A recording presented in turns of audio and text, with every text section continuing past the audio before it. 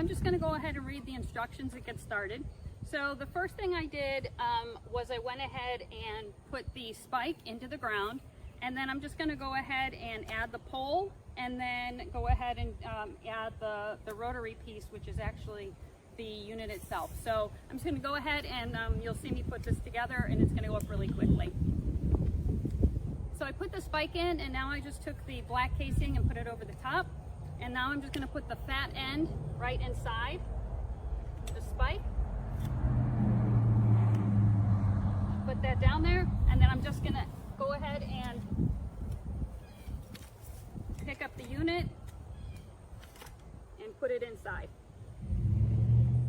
So I went ahead and I just put the extra pole in there, and it took a little finagling to actually get the strings so that opened up the arms. So just be a little bit patient with that, but follow the instructions. And then you're just going to make sure that you push this up all the way. And so now it's up and it looks really great. So now I can actually go ahead and use it, and I'm going to put out a couple of things that I need dried.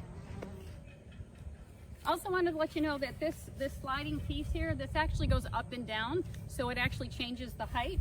So I've got my little clips that were a free gift, and all I need to do then is just put this where I want it.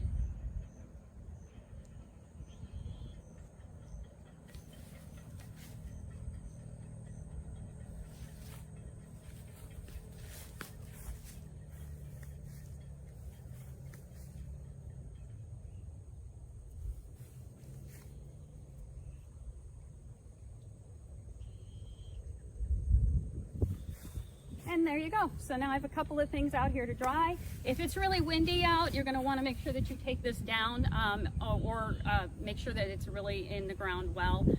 But that's it. So I hope that you enjoy yours as much as I enjoy mine. Thanks so much for watching.